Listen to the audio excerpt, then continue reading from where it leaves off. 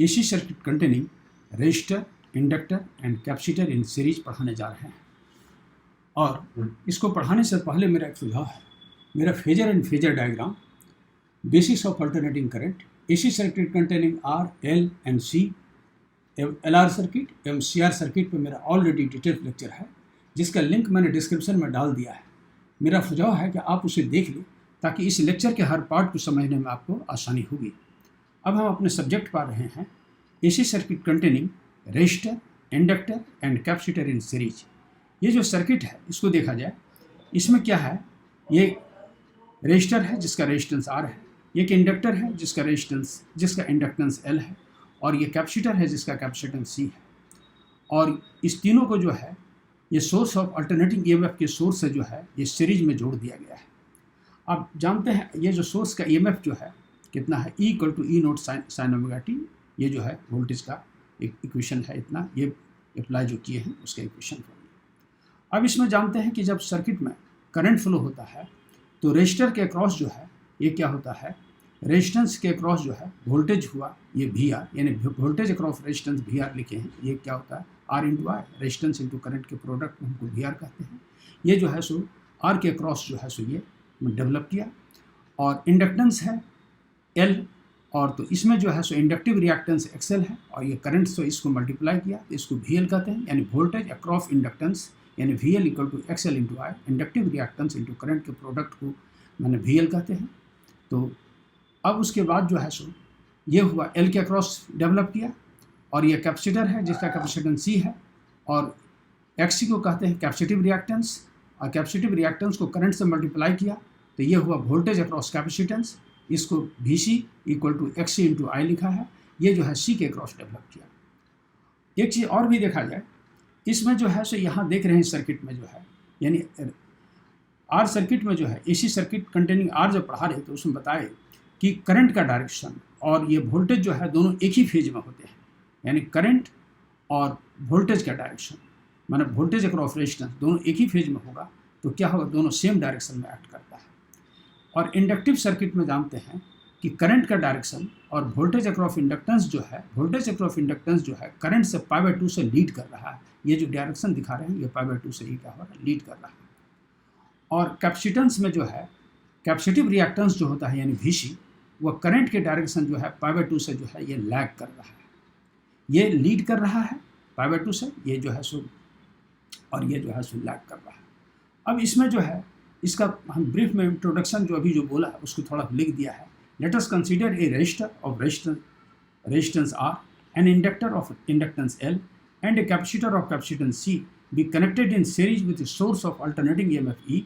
The value of E is given by E = E0 sin omega T. ये जो है voltage का equation हुआ जो अप्लाई किया। अब हम इस पर जो है ये जो अभी जस्ट डायग्राम पर जो डिस्कस किया, ये नहीं, इसका फेज क्या है, रजिस्टर में क्या होता है, इंडक्टर में क्या होता है, कैपेसिटर में क्या होता है, इसके बेस पर जो है एक फेजर डायग्राम जो है, चूँकि हम लोग जो प्रोसेस करेंगे ये फेजर डायग्राम से बताएंगे। इसको थोड़ा गौर से देखा जाए तो फेजर डायग्राम जो है सो अच्छा से ये समझ में आ जाएगा। इसमें ये देखते हैं, ये एक्स एक्सिस है, ये वाई एक्सिस है, ये करंट का डायरेक्शन ये शो हो रहा है I, और ये VR जो है ये वोल्टेज अक्रॉस रेजिस्टेंस को जो है ये एरो मार्क से शो किए हैं, और इसको भी करंट को एरो मार्क शो किया है। यानी इसमें ये शो किया कि AB डायरेक्शन OA डायरेक्शन में जो है करंट और वोल्टेज अक्रॉस रेजिस्टेंस दोनों एक ही डायरेक्शन में लग रहा है। क्यों कि दोनों सब एक ही फेज में है।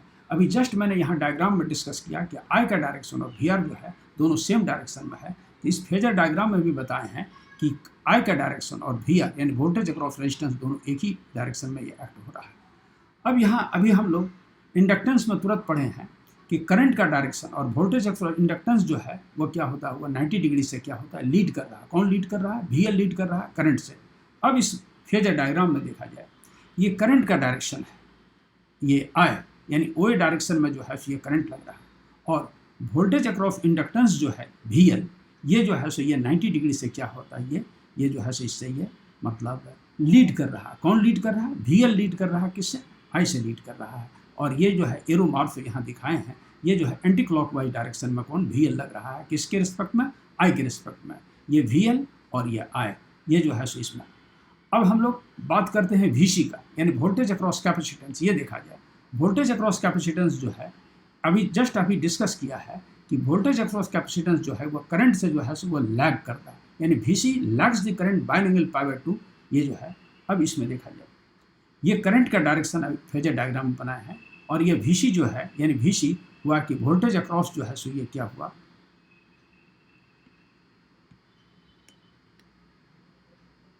वोल्टेज अक्रॉस कैपेसिटेंस जो है ये क्या होता है, करंट के डायरेक्शन जो है π/2 से क्या होता है, ये लैग कर रहा है। और ये जो है सो यानी VC जो है सो माने phasor of VC makes angle π/2 with phasor I, and ये जो है सो ये क्लॉकवाइज डायरेक्शन बना रहा है। और ये जो VL जो है ये एंटी क्लॉकवाइज डायरेक्शन में जा रहा है, यानी VL और VC जो है एक दूसरे से जो है सो कितना पर 180 पर है। ये VL इस डायरेक्शन में लग रहा है, VC इस डायरेक्शन में लग रहा है। तो ये VL और इस जो फेजर डायग्राम जो बनाए हैं इसमें ये लिख भी दिया है, phasor diagram for a series LCR circuit when VL is a greater than VC। ये फिगर में जो 2 नाम फिगर का दिया है, इसमें जो है कह रहे हैं VL जो है VC से बड़ा है। अगर VL VC से बड़ा होगा और दोनों एक ही लाइन पर लग रहा है तो VL माइनस VC को हम OD लाइन से जो है सो ये सूचित किया, D को यानी OD को हम कह रहे हैं ये VL माइनस VC है। और OD का ठीक पैरेलल जो है सो यहाँ एक लाइन ये खींचा है, ये हो गया। ये जो AB जो है ठीक ये OD का पैरेलल है। और आप जानते हैं कि करंट का डायरेक्शन और ये VL दोनों एक दूसरे से 90 पर है, तो ये जो है चूँकि इसी का जस्ट पैरेलल खींचे हैं AB, तो ये भी जो है 90 डिग्री बना रहा है ये एंगल।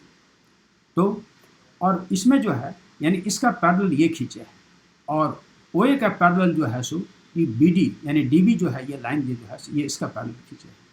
तो अब हम लोग यहाँ देख रहे हैं मेरा OAB ट्रायंगल जो है बहुत महत्वपूर्ण ट्रायंगल है। ये इसी पर हमको डिस्कशन थोड़ा ज़्यादा करना है। ये देखा जाए करंट का डायरेक्शन, और ये VL माइनस VC, ये जो है OD लाइन जो है VL माइनस VC है, तो AB जो होगा ये भी VL माइनस VC होगा, और ये एंगल 90 डिग्री है। तो इसमें जो है सो थोड़ा अभी हम ये डिस्कस करते हैं, हालांकि आगे हम उसके लैंग्वेज में भी दिया है, लिखा है। अब जरा गौर किया जाए, ट्रायंगल OAB ये जो है राइट एंगल ट्रायंगल है, ये एंगल 90 डिग्री है। क्यों 90 है, ये 90 है तो ये भी 90 होगा। और ये जो OA जो है ये रिप्रेजेंट करता है करंट को, और AB रिप्रेजेंट करता है VL माइनस VC को, और OB रिप्रेजेंट करता है किसको, मतलब E को डिनोट करता है, ये कैपिटल E को। और ये हाँ कैपिटल E के बारे में थोड़ा ये भी बोलते हैं। इसमें देखते हैं ωt एंगल है, यहाँ जो है एक्स एक्सिस से जो है ये कौन रिजल्टेंट EMF जो है ये ωt एंगल बना रहा है।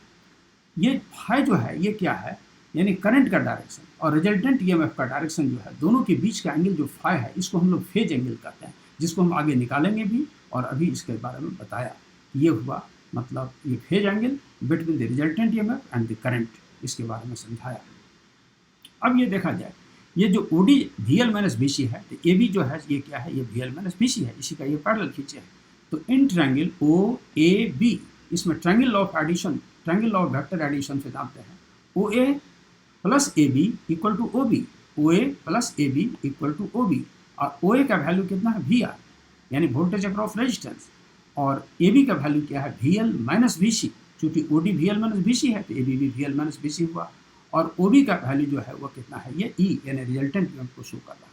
इसका भी हम आगे यूज करेंगे। थोड़ा यहाँ एक और बात भी बोलते हैं, क्योंकि इस पर हम कुछ लैंग्वेज यहाँ लिख दिए, सॉरी इसको मैंने मैथमेटिकली प्रूफ किए हैं, हम लैंग्वेज में फिर वहाँ आगे बात करेंगे। इस ट्रायंगल को जरा देखा जाए OAB, चूँकि ये फेजर डायग्राम को समझने से आपको सारा बात क्लियर हो जाएगा। OAB ये क्या है, एक राइट एंगल ट्रायंगल है, जिसमें ये एंगल कितना है 90 डिग्री है। क्यों, इसी का ये ठीक पैरेलल खींचे है। तो ये जो हुआ OB जो है ये हाइपोटेनियस को शो कर रहा है, और AB जो है ये जो है सो परपेंडिकुलर को शो कर रहा है, और OA जो है ये बेस को शो कर रहा है। तो इन ट्रायंगल OAB ये राइट एंगल ट्रायंगल है, तो लिखे from Pythagoras theorem, in triangle OAB में क्या होगा, हाइपोटेनियस स्क्वायर यानी OB square equal to OA square plus AB square, OB square equal to OA square plus AB square. ये क्या है OB, ये क्या है OA, ये है AB, और OB क्या है, ये वोल्टेज का इक्वेशन है। ये वोल्टेज जो है ये E का जो इक्वेशन है, एक्चुअली E का जो हम वैल्यू दिए, लेकिन एक्चुअली ये जो है फेजर डायग्राम में इसको कहा जाता है मैक्सिमम वैल्यू कहा जाता है। तो E का मैक्सिमम वैल्यू क्या लिखेंगे हम, E0 लिखेंगे, और ओ ए जो है वोल्टेज अक्रॉस रेजिस्टेंस है। तो वोल्टेज अक्रॉस रेजिस्टेंस का मैक्सिमम वैल्यू को मैक्सिमम के लिए ये जो जीरो नोटेशन दे दिया, इसका मतलब हुआ मैक्सिमम वोल्टेज अक्रॉस रेजिस्टेंस, इसलिए यहाँ वी आर नहीं लिख करके यहाँ लिख दिए मैक्सिमम वोल्टेज अक्रॉस रेजिस्टेंस। इसका मैक्सिमम वैल्यू को जो है ये इसका जो है सो ये फेजर वैल्यू हुआ या आर स्क्वायर, ओ ए का वैल्यू होगा R square, V naught R square. अब इसमें जो है इसको लिखेंगे voltage maximum voltage across resistance. अब इसमें देखा जाए ये क्या है V L minus V C, यहाँ लिख दिया है मैंने V naught L minus V naught C, इसका मतलब है maximum voltage across inductance minus maximum voltage across capacitance, इसका होल स्क्वायर, यानी ए बी जो है इसका होल स्क्वायर हुआ। इस इक्वेशन का आगे हम यूज करेंगे, थोड़ा चूंकि ये फिगर था तो फिगर का हम डिस्कशन कर लिए ताकि आगे समझाने में हमको क्या होगी आसानी होगी। अब हम जो है सो ये तो फेजर डायग्राम पर डिस्कशन हुआ, हम इसमें ये तो बताया कि ये जो है सो π/2 से है, ये ओमेगा टी है, तो ये 5 हुआ, इसके बारे में क्लियर किया। अब हम टॉक कर रहे हैं इसके बारे में कि यहाँ जो है हमने क्या किया, ये सोर्स ऑफ अल्टरनेटिंग ईएमएफ लगाया और इससे जो है सो करंट इसमें फ्लो किया। करंट जब फ्लो किया तो हमको वी आर हुआ, वी एल हुआ, वी सी हुआ। इसको मैंने पॉइंट वाइज लिखा है, इसको जो है सो थोड़ा हम वन बाय वन करके एक्सप्लेन करते जा रहे हैं।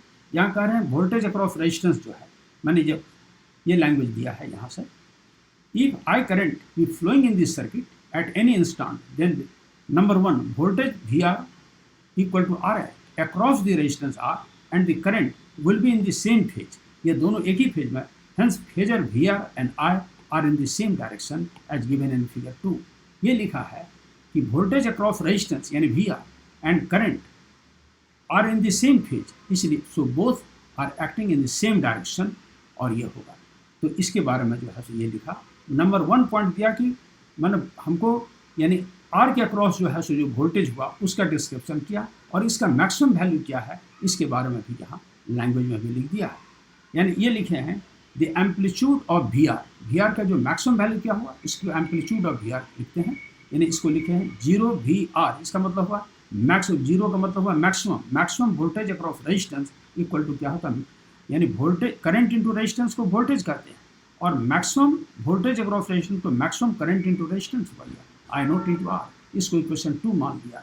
यानी हमने जो है यानी जब रेजिस्टेंस में जो है जो करंट जो अप्लाई किया तो इससे जो है हमको मैक्सिमम वोल्टेज इतना हुआ। अब दूसरा नंबर आता है किसका, वोल्टेज का, यानी हमको जो है ये इंडक्टेंस का, तो इंडक्टेंस में क्या होता है वी एल होता है, वी एल हुआ वोल्टेज अक्रॉस इंडक्टेंस यानी एक्सएल इंटू आई, इसका मैंने यहाँ टॉक किया है। यह लिखा है नंबर 2 वोल्टेज वी एल क्या हुआ एक्सएल इंटू आई, क्या है XL into I across the inductance L, ये जो मतलब वी एल जो है वह लैंग्वेज में भी लिखा है leads the current by an angle π/2, यानी वी एल जो है सो इससे जो है फेजर डायग्राम में देखिए वी एल जो है ये करंट से क्या होता है π/2 से क्या हो रहा है लीड कर रहा है। ये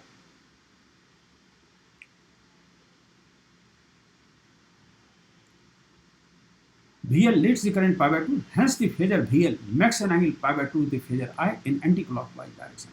इसलिए VL का फेजर जो है यानी VL का फेजर करंट के फेजर से जो है π/2 एंगल से जो है एंटी क्लॉकवाइज डायरेक्शन में एंगल बना रहा है, यानी phasor of VL makes an angle π/2 with phasor I in anti-clockwise direction। Anti-clockwise direction में I VL जो है यानी VL का फेजर जो है I के फेजर से π/2 एंगल बना रहा है और ये एंटी क्लॉकवाइज डायरेक्शन में लग रहा है। और इसका जो मैक्सिमम वैल्यू के लिए भी लिख दिया है amplitude of the V L is, तो इसका एम्पलीट्यूड कितना हुआ वी एल का, तो जी में ये हुआ कि वी नॉट एल यानी maximum voltage across inductance equal to maximum current into inductive reactance, यानी एक्सेल क्या है इंडक्टिव रिएक्टेंस, इस दोनों का प्रोडक्ट को ये लिखा। अब थर्ड नंबर आता है हमको क्या है ये कैपेसिटर, ये जो कैपेसिटर जो है इसके अक्रॉस क्या होता है V C equal to X C into I, इसका जो है तो नंबर थर्ड में इसका डिस्क्रिप्शन किया है।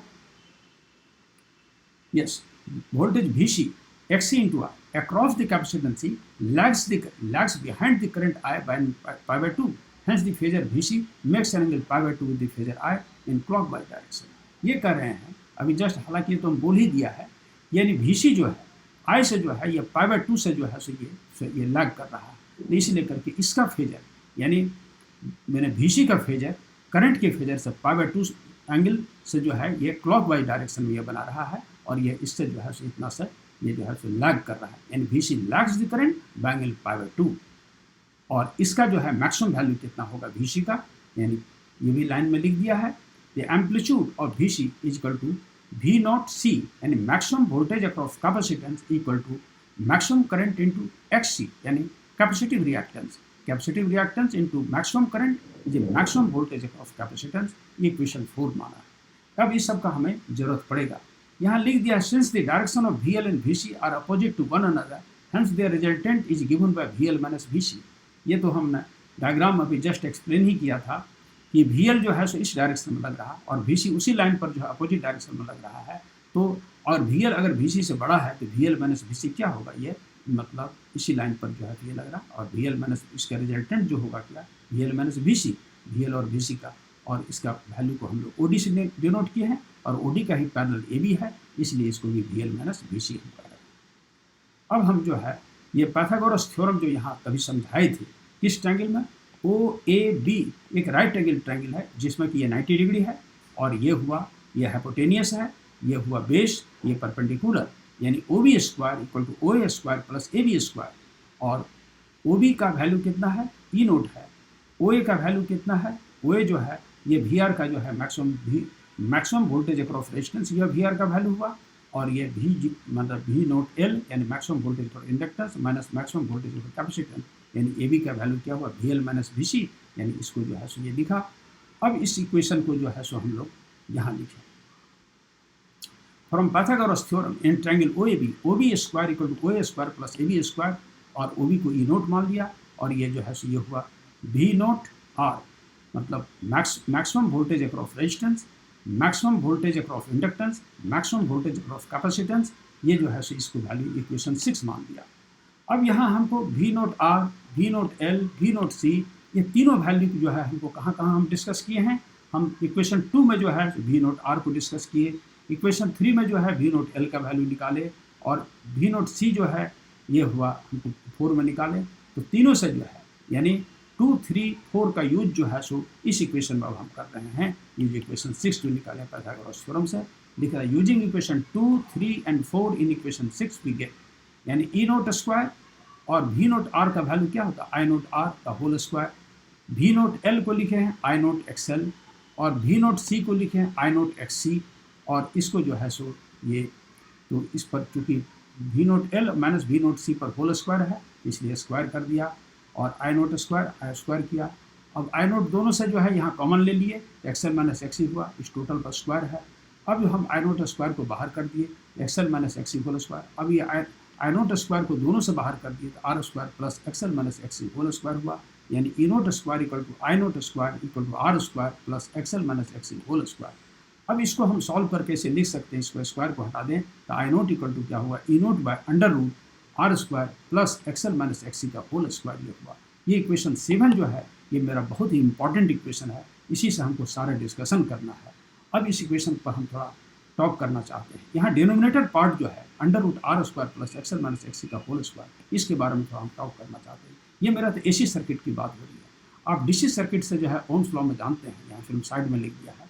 ये रजिस्टर है, ये कोई कंडक्टर है जिसका रेजिस्टेंस R है और करंट I फ्लो हो रही है और 2 पॉइंट के बीच का पोटेंशियल डिफरेंस V है। तो ओम्स लॉ से जानते हैं कि पोटेंशियल डिफरेंस इक्वल टू क्या होगा, रेजिस्टेंस इनटू करंट। ये करंट इक्वल टू क्या होगा, वोल्टेज बाय रेजिस्टेंस, यानी करंट इक्वल टू क्या होता है, वोल्टेज बाय रेजिस्टेंस, किसमें, DC सर्किट में। इस इक्वेशन की तुलना हम इस इक्वेशन 7 से कर रहे हैं। जरा गौर किया जाए, I की तुलना हम I नोट से कर रहे हैं, E का कैपिटल E की तुलना मैंने E नोट से कर रहे हैं, और डिनोमिनेटर यानी इस R की तुलना जो है ये डिनोमिनेटर वाला पार्ट से हम कर रहे हैं। ये कह सकते हैं कि R is very comparable to under root this term, यानी कह सकते हैं कि दिस टर्म यानी ये जो डिनोमिनेटर वाला टर्म जो है, ये टर्म जो है is very analogous to the resistance in DC circuit. ये DC सर्किट के जो रेजिस्टेंस है इससे काफ़ी तुलनात्मक है, इसलिए इस वैल्यू को जो है हम इम्पीडेंस कहते हैं। यहाँ लैंग्वेज में भी लिख दिया, here the term under root R square plus XL minus XC whole square is analogous to the resistance in DC circuit, यानी DC सर्किट का जो रेजिस्टेंस है इससे काफ़ी तुलनात्मक है। And it is called impedance, और इस टर्म का नाम जो है इम्पीडेंस कहते हैं। And it is denoted by Z, इसको कैपिटल Z से डिनोट कर दिया, यानी Z इक्वल टू क्या होगा, under root R square plus XL minus XC का होल स्क्वायर। यानी Z equal to under root R square plus XL minus XC whole square, और एक्सएल का वैल्यू आप जानते हैं ओमेगा एल होता है और एक्सी का वैल्यू जानते हैं 1 बाय ओमेगा सी होता है। इसका वैल्यू सब्स्टिट्यूट कर दिया तो यहाँ जो हुआ, यहाँ ये हो गया इतना स्क्वायर, तो ये हो गया जेड इक्वल टू यानी इम्पीडेंस, इम्पीडेंस जो हुआ ये हो गया अंडर, ये इम्पीडेंस बहुत ही इंपॉर्टेंट टर्म है, इसका जो है सो हम लोग डिस्कशन करेंगे। और अभी जस्ट मैंने डिस्कस किया है रेजिस्टेंस का, जो इम्पीडेंस जो है रेजिस्टेंस का तुलनात्मक है, और रेजिस्टेंस की यूनिट आप जानते हो ओम होता है, इसलिए इम्पीडेंस की भी यूनिट क्या होगी, ओम होगी। यहाँ लिख भी दिया the SI unit of Z is ohm and denoted by a ohm. The relation among the resistance, inductive reactance and capacitive reactance XC is shown in figure 3 and the right angle triangle OAB is known as impedance triangle. एक important triangle यहाँ बनाए हैं, थोड़ा इस पर जो है हम बात कर लेते हैं। ये देखा जाए, ये डायग्राम देखा जाए, ये क्या है, ये भी डायरेक्शन जो है ये VL माइनस VC है, इसी का तो XL माइनस XC है, inductive reactance minus capacitive reactance, ये दोनों का सब्सट्रैक्शन ये हुआ। ये लाइन AB को जो है सो हमको इससे डिनोट किया, और OA जो है ये है यानी ये R को शो कर रहा है, और ये Z जो है ये जो हुआ ये मतलब इम्पिडेंस को शो कर रहा है। तो ये क्या हुआ, XL माइनस XC ये हुआ, इसको शो किया, और ये जो रिजल्टेंट EMF जो है कि डायरेक्शन में Z है यानी इम्पिडेंस को, और ये हुआ, इसलिए इसको इम्पिडेंस ट्रायंगल भी कहते हैं। और ये फिगर तब खींचा गया जब XL XC से बड़ा है, इसलिए XL माइनस XC लिखा है। इस ट्रायंगल को इम्पिडेंस ट्रायंगल कहते हैं, इसका भी हम बात आगे करेंगे। इसलिए वहाँ चूँकि लैंग्वेज में लिखा था इसलिए इसका भी बारे में बता दिया। यहाँ लिखा है लास्ट लाइन में, the relation among the resistance, inductive reactance and capacitive reactance XC is shown in the figure 3 and the right angle triangle OAB is known as impedance triangle. अब हम एक महत्वपूर्ण केसेस को डील करेंगे। यहाँ 3 case होगा। यहाँ केस क्या क्या है, यहाँ इस इक्वेशन को जरा गौर से देखा जाए, चाहे इसी इक्वेशन को गौर से देखा जाए। ये जो 7 इक्वेशन जो है मेरा बहुत ही महत्वपूर्ण इक्वेशन है, I naught equal to E naught by under root R square minus XL minus XC whole square. इसमें जो है ये हो गया, इसमें ये मैक्सिमम करंट है और सॉरी मैक्सिमम वोल्टेज है, और डिवाइडेड बाई क्या है, इम्पिडेंस है। अगर इसमें XL और XC ये ओमेगा L है, ये 1 बाई ओमेगा C है। यहाँ लिखे हैं 3 केस डील करेंगे। Case 1, if omega L is greater then 1 by omega C, अगर ओमेगा L ओमेगा C से बड़ा होगा, इसका हम एक डायग्राम भी बनाया है यहाँ। ये केस 1 ओमेगा L बड़ा है, omega L I0, omega L मैंने XL हुआ, मैक्सिमम वैल्यू क्या है XL इंटू आई नोट, तो ओमेगा L I नोट को हम मतलब इस डायरेक्शन में दिखाए हैं, और आई नोट ओमेगा C जो है इसको इस डायरेक्शन में, चूँकि मतलब ये जो है XL से XC जो है जस्ट अपोजिट है, ये जो है सो एक दूसरे के, अभी फेजर डायग्राम में भी बताया था, यहाँ भी फेजर डायग्राम खींचे हैं। यहाँ देखा जाए XL लग रहा है इस डायरेक्शन में और XC जो है ठीक इसका अपोजिट है। ये कह रहे हैं XL XC से क्या होता है, ये अपोजिट है। तो इसमें जो है यानी ओमेगा L, हाँ इस डायग्राम की टॉप कर रहे हैं, तो ओमेगा L I नोट ये जो है सो इस डायरेक्शन में लगा, तो I नोट ओमेगा C इस डायरेक्शन, और ये जो है ये क्या हो गया, ये रेजिस्टेंस, ये जो है मतलब वोल्टेज अक्रॉस रेजिस्टेंस को इस डायरेक्शन में यानी करंट के भी डायरेक्शन में कर सकते हैं। तो चूंकि यहाँ हमने केस ये लिया है कि इफ, यहाँ लिखा if omega L is greater than omega C 1 by omega C, the resultant EMF leads the current by phi and where tan phi equal to क्या होगा, omega L minus 1 by C omega. अगर tan phi लिखाएंगे तो perpendicular by base होगा, perpendicular omega L minus 1 by omega C, और R से divide किया तो 5 tan 5 हुआ, और तो 5 बराबर tan inverse omega L by 1 minus omega C ये हुआ, यानी cos 5 भी लिख सकते हैं। तो cos 5 क्या होगा, R बाई Z यानी बेस बाय हाइपोटेनियस हो जाएगा, ये हुआ। अब इसमें जो है हम एक बहुत इंपॉर्टेंट बात डील करना चाह रहे हैं कि अगर ओमेगा L जो है 1 बाई ओमेगा C से बड़ा होगा, तो रिजल्टेंट EMF जो है ये क्या होगा, ये जो है सो कितना होगा, ये resultant EMF leads the voltage या leads the current by angle phi, ये फाई से जो है तो ये लीड कर रहा है, ये लिखा है। If omega L is greater than omega C 1 by omega C, the resultant EMF leads the current phi and where tan phi equal to omega L by इतना ये हुआ। तो इस दशा में क्या देखते हैं कि यहाँ किसका वैल्यू ज़्यादा है, ओमेगा L बड़ा है, और ओमेगा L जो है बड़ा है किससे, 1 बाय ओमेगा C से। तो ओमेगा L अगर बड़ा होता है तो इसमें जो है सो इस इक्वेशन में देखा जाए omega L minus 1 omega C R square, इसको हम लोग कहते हैं इम्पीडेंस। ओमेगा L अगर बड़ा होता है तो इसमें क्या होगा, कि इस सर्किट को हम लोग इंडक्टिव सर्किट कहेंगे। ये in this case the series LCR circuit is said to be inductive. चूंकि यहाँ ओमेगा एल का यानी इंडक्टेंस का जो है इंपॉर्टेंस ज़्यादा हो गया, इसलिए इसको इंडक्टिव सर्किट कहते हैं। मतलब अब देखा जाए ओमेगा एल जो 1/ωc से छोटा होगा, the resultant EMF lagging behind the current by angle phi. इस डायग्राम को हम दिखा रहे हैं। ओमेगा एल आई नोट जो है ये ऊपर लग रहा है और आई नोट ओमेगा सी ये नीचे है। तो यहाँ कह रहे हैं ये जो है सो ये क्या है, मतलब ये बड़ा है 1/ωc जो है, एल ओमेगा जो है ये छोटा है इससे।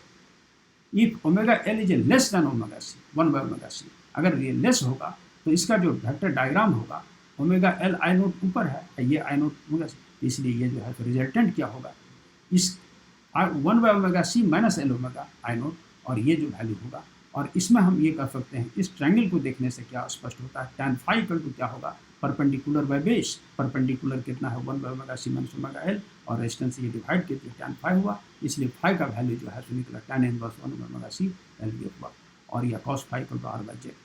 तो ये हुआ। और इस दशा में इस सर्किट को क्या कहेंगे हम, कैपेसिटिव सर्किट। क्यों कैपेसिटिव कहेंगे, यहाँ देख रहे हैं कि ओमेगा सी 1/ωc जो है ज़्यादा है किससे, एल ओमेगा से, इसलिए इस सर्किट को in this case the series LCR circuit is said to be capacitive. Why capacitive? Because the capacitive reactance is greater than the inductive reactance. In that case, first case the inductive reactance is greater than capacitive reactance, so it is called the inductive circuit and this is called capacitive circuit. अब मेरा case third जो है ये सबसे महत्वपूर्ण case है। If omega L equal to 1/ωc, अगर omega L 1/ωc के बराबर हो जाएगा, अगर ये देखा जाए ओमेगा एल जो है 1/ωc के बराबर हो जाएगा, तो इस दशा में जो है सो क्या होगा कि ये मतलब एक दूसरे को अपोज करेगा, तो रिजल्टेंट EMF जो है वो क्या होगा, रिजल्टेंट EMF और करंट जो है दोनों एक ही डायरेक्शन में लेगा। क्योंकि इस इक्वेशन को जो है सो देखिए यहाँ क्या हो रहा है, ओमेगा इक्वल टू 1/ωc, हम इस केस लिया यहाँ लिख दिए। If omega L is equal to 1/ωc, तो यहाँ रिजल्टेंट EMF का वैल्यू कितना होगा, रिजल्टेंट EMF जो होगा ये क्या होगा, ये लगेगा किस डायरेक्शन में, ये जो है दोनों एक ही direction, resultant EMF and voltage across resistance both act in the same direction, या current and the resultant EMF act in the same direction. If omega equal to 1/ωc, क्यों कि ओमेगा एल माइनस ओमेगा-c का value अगर हम impedance में ये set करते हैं, ये वैल्यू 0 हो जाएगा, और 0 प्लस r² यानी r² का ये जो है रूट r होगा, यानी इम्पिडेंस का वैल्यू जो है रेजिस्टेंस के बराबर हो जाएगा। यानी ये जो है ये सर्किट जो है ये प्योरली रेजिस्टिव सर्किट हो जाएगा इस दिशा में जो है। इसी का यहाँ लैंग्वेज लिखा है, if omega L is equal to 1/ωc, the resultant EMF and current are in the same phase, दोनों एक ही फेज में हो जाएगा, यानी फाई इक्वल टू 0, तो दोनों के बीच में जो फेज होता था फाई वो नहीं होगा, फाई 0 होगा, यानी ये RR शो की रिजल्टेंट वोल्टेज एंड ये की voltage across resistance both are in the same direction. Why? Because phi is 0. If omega L equal to 1/ωc, the resultant EMF and the current are in the same phase, that is phi equal to 0, and the impedance will be minimum and equal to the resistance. और impedance क्या बन गया यहाँ पर मेरा, impedance जो है वो resistance बन गया, impedance becomes, and impedance will be minimum and equal to the resistance and the current will be maximum। और इस दशा में करंट का वैल्यू क्या हो जाएगा, मैक्सिमम होगा। क्यों करंट का वैल्यू मैक्सिमम होगा, ये जानते हैं कि ये करंट का जो इक्वेशन है, ये करंट का इक्वेशन ये जो हुआ, अगर इसमें जो है सो ये मतलब ये मिनिमम होगा, और तब हमको सिर्फ ये होगा कि इसमें हम करंट का वैल्यू क्या होगा, सबसे ज़्यादा हो जाएगा, मैक्सिमम हो जाएगा। तो ये थर्ड केस जो है ये बहुत इंपॉर्टेंट केस है, इसका भी हम और डिस्कशन कर रहे हैं। ये हुआ, एक बार हम फिर से लाइन बोल, if omega equal to 1/ωc, the resultant EMF and the current are in the same phase, that phi equal to 0 and the impedance will be minimum and equal to the resistance and the current will be maximum। In this case the circuit is said to be series resonance circuit। इस circuit को हम लोग series resonant circuit कहते हैं, और अभी just क्यों कहते हैं उसका भी हम कॉज अभी बताएंगे। In this case omega equal to 1/ωc, यानी omega L minus 1/ωc is 0, so impedance become resistance, और omega equal to 1/ωc, omega square equal to 1/LC, omega equal to 1/√LC, और ओमेगा का value जानते हैं 2πf होता है, जहाँ ये लीनियर फ्रिक्वेंसी है तो ओमेगा को हम 2πf लिखते हैं, तो 1/LC 1/√LC ये हुआ, यानी f बराबर 1/2π √LC। और इस फ्रिक्वेंसी को जो है हम लोग रेजोनेंट फ्रिक्वेंसी कहते हैं, कब ये जो है ये दोनों इक्वल हो जाता है, तब ये रेजोनेंट फ्रिक्वेंसी जो है ये क्या हुआ, FR हुआ। अब हम ये कह रहे हैं करंट का डायरेक्शन हम ये ले लेते हैं, वाई एक्सिस पर और फ्रिक्वेंसी को ले लेते हैं एक्स एक्सिस पर। अगर फ्रिक्वेंसी को हम क्या करते हैं, चेंज करते हैं, कैसे चेंज कर सकते हैं? तो इंडक्टेंस का जो है ये तो मतलब एक कॉइल है, इसको चेंज नहीं कर सकते हैं, लेकिन कंडेंसर में जो है ये रेडियो सर्किट या टीवी सर्किट में देखते हैं, उसमें एक चैनल सेलेक्टर के में जो है उसमें जो है सो वेरिएबल कैपेसिटर लगा रहता है और सी जो है ये वेरिएबल कैपेसिटर का कैपेसिटेंस को हम उससे चेंज कर सकते हैं। अगर कंडेंसर के कैपेसिटी को जो है अगर हम चेंज करेंगे, अगर सी चेंज करेंगे तो एफ चेंज करेगा और इसमें जो है एफ को चेंज करने के लिए हम वेरिएबल करने ये कैपेसिटर का यूज करते हैं और इसके द्वारा जो है सो हम इस फ्रिक्वेंसी को चेंज करते हैं। जब फ्रिक्वेंसी चेंज होगा तो क्या होगा, करंट का वैल्यू चेंज करेगा। ये लिखते हैं as frequency increases current increases and current become maximum for the a certain frequency and that frequency is called resonant frequency। यहाँ थोड़ा लैंग्वेज भी लिख दिया है। by adjusting the frequency of the source, यानी सोर्स की फ्रिक्वेंसी को हम क्या करते हैं, एडजस्ट करते हैं। कैसे? और varying the capacitor of capacitance of capacitor, और चूंकि वेरिएबल कैपेसिटर यहाँ लगा देंगे सी की जगह पर तो सी को जो है हम चेंज कर सकते हैं और varying the capacitance of capacitor the condition of resonance can be obtained। तब हम इस फ्रिक्वेंसी को चेंज करके एक फ्रिक्वेंसी ला सकते हैं और उस फ्रिक्वेंसी को रेजोनेंट फ्रिक्वेंसी कहते हैं और उस फ्रिक्वेंसी पर क्या होता है, करंट का वैल्यू मैक्सिमम हो जाता है। यही लिखा है as the frequency of source increases towards the resonant frequency. जब सोर्स की फ्रिक्वेंसी रेजोनेंट फ्रिक्वेंसी की ओर बढ़ता है तो क्या होता है, as the frequency of the source F increases towards the resonant frequency the value of current increases. और करंट का वैल्यू जो है तो क्या होता है, ये जैसे जैसे बढ़ेगा फ्रिक्वेंसी तो देखते हैं करंट का वैल्यू बढ़ रहा है और एक खास फ्रिक्वेंसी आती है जिस फ्रिक्वेंसी के लिए करंट का वैल्यू मैक्सिमम हो जाता है। जिस फ्रिक्वेंसी के लिए करंट का वैल्यू मैक्सिमम होता है उस फ्रिक्वेंसी को हम लोग रेजोनेंट फ्रिक्वेंसी कहते हैं। इसी का यहाँ लिखा है as the frequency of the source increases towards the resonant frequency the value of current increases and the current become maximum at the resonant frequency and by offering the minimum impedance to the current at resonant frequency it is able to accept the current of this frequency among those of many frequency। ये line को हम थोड़ा और अच्छा से clear करना चाहते हैं। यहाँ देखिए कि आप मतलब रेडियो सर्किट में या टीवी सर्किट में देखते हैं कि उसमें चैनल सेलेक्टर रहता है।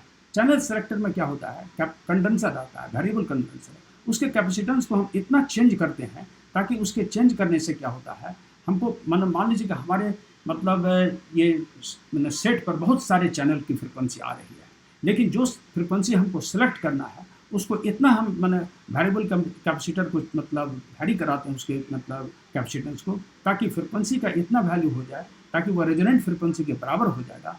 तो जितने हमको इनकमिंग सिग्नल आ रहा है उसमें जिसको हम चाह रहे हैं लेने के लिए वो सिग्नल हम कैच कर सकते हैं। यानी when the frequency of incoming signal is equal to the frequency of LC circuit, यानी रेजोनेंट फ्रिक्वेंसी के साथ इक्वल होता है, and that frequency can be catched, उसको हम पकड़ सकते हैं, ले सकते हैं और उसको एक्सेप्ट कर सकते हैं। इसलिए इस सर्किट को हम एक्सेप्टर सर्किट भी कहते हैं। इसको मैंने यहाँ लाइन में लिखा है as the frequency of the source increases towards the resonant frequency the value of current increases and the current become maximum at the resonant frequency by offering the minimum impedance to the current at resonant frequency it is able to accept the current of this frequency among those of many frequency when a number of frequencies are fed to it, यानी बहुत सारे frequency जब भेजा जाता है it accept only the resonant frequency FR, वह सिर्फ resonant frequency को एक्सेप्ट करता है और बाकी फ्रिक्वेंसी को रिजेक्ट कर देता है and reject other frequency and this is why the series resonant circuit is called acceptor circuit. और सीरीज रेजोनेंट सर्किट को हम एक्सेप्टर सर्किट कहते हैं। क्यों कि वह जो है सो हम जिस फ्रिक्वेंसी को हम डिजायर्ड फ्रिक्वेंसी हम चाहते हैं उसको कैच कर लेते हैं, रेस्ट फ्रिक्वेंसी को छोड़ देते हैं, इसलिए इसको हम एक्सेप्टर सर्किट भी कहते हैं। एक इम्पॉर्टेंट पॉइंट हम जो है यहाँ हम मतलब था इसके बारे में इंस्टेंटेनियस वैल्यू ऑफ करंट के लिए यहाँ लिख दिया था, लेकिन बताया नहीं, अभी हम बता रहे हैं इस फिगर से। यहाँ ये डायग्राम देखा जाइए, ये डायग्राम जो है ओ ए बी इस ट्रायंगल को जरा इसको गौर किया जाए। यहाँ हम देख रहे हैं इस ट्रायंगल में जो है यहाँ क्या देखते हैं, वो ये लाइन जो है ये करंट को शो करता है और करंट का जो है ये देखिए कि ये एंगल कितना है ओमेगा टी, यानी रिजल्टेंट ईएमएफ जो है रिजल्टेंट ईएमएफ कितना बना ओमेगा टी बना रहा है और करंट और रिजल्टेंट ईएमएफ के बीच में कितना है एंगल फाई है। तो यहाँ अगर हम ये निकालना चाहेंगे तो ये कह सकते हैं कि ये एंगल जो हुआ शेष एंगल ये होगा ओमेगा टी माइनस फाई होगा, ये angle omega T minus phi होगा। एक्चुअली हम ये इसको जो है इंस्टेंटेनियस वैल्यू ऑफ करंट को निकालना चाह रहे हैं, इस लेकर के बता रहे हैं। ये देखा जो OA लाइन है, OA की तुलना जो है, OA की तुलना हमने जो है सो इस आई नोट से किया है, क्योंकि ये पिक वैल्यू को ही शो करता है। यहाँ हम आई लिखें, लेकिन ये इसका मैक्सिमम वैल्यू है ये, और इसका इंस्टेंटेनियस वैल्यू m है ये, और ये कितना है, ये बना रहा ओमेगा टी माइनस 5। अगर यहाँ हम परपेंडिकुलर ड्रॉप करेंगे तो जो ये वैल्यू होगा वही इसका इंस्टेंटेनियस वैल्यू हुआ। यहाँ हम अलग डायग्राम में बना के दिखाया। m जो है इस आई नोट का इंस्टेंटेनियस वैल्यू है, ये ओमेगा टी माइनस 5 बनाया। In triangle OAM sine omega T minus 5 perpendicular by क्या होगा, ये जो है हाइपोटेनियस, तो m by OA and m equal to OA into sine omega T minus 5, और OA को हम आई नोट कहते हैं, तो m बराबर क्या हुआ, I naught sine omega T minus 5। तो आई नोट जो है यह है मैंने मैक्सिमम वैल्यू, यानी ये इसका फेजर है, और ये जो है इसका इंस्टेंटेनियस वैल्यू क्या हुआ m, और m बराबर हुआ I naught sine omega T minus 5। ये जो हुआ, अगर यहाँ से हम ये करेंगे तो वाई एक्सिस पर ये जो डिस्टेंस होगा इस डिस्टेंस को ही हम क्या कहेंगे, इसका मैंने instantaneous value of the current हुआ। यहाँ हमने लैंग्वेज में लिख दिया था, लेकिन मुझे कि बाद में इसको बताएंगे। यहाँ हमने लिखा था, यहाँ देखा जाए, ये जो केस 1 में लिखे थे, if omega L is 1 by omega C greater, the instantaneous value of the current is I equal to I naught sine omega T minus 5। ये जो ओमेगा एल बड़ा है ओमेगा सी से, 1 बाय ओमेगा सी से, तब ये होगा, और 1 बाय ओमेगा सी से अगर छोटा होगा तो इस दिशा में जो है सो ये केस 2 में जो है सो ये लिख दिया था, the instantaneous value of current का I equal to I naught sine omega t plus 5। और ये जो है सो फेजर डायग्राम को डिस्कस किया, और उसको वेक्टोरियली भी समझाए, और रेजोनेंट सर्किट के बारे में बताए। इस तरह से अभी इसको हम क्लोज कर रहे हैं।